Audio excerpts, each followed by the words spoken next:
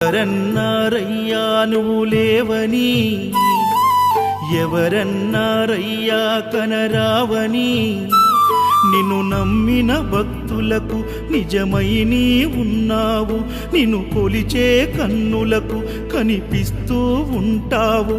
ఎవరేమన్నా అనుకున్నా నిన్ను మరవనయ్యా. శరణమయ్యప్ప స్వామి అయ్యప్ప, శరణాలు మరవలేను విడవలేను.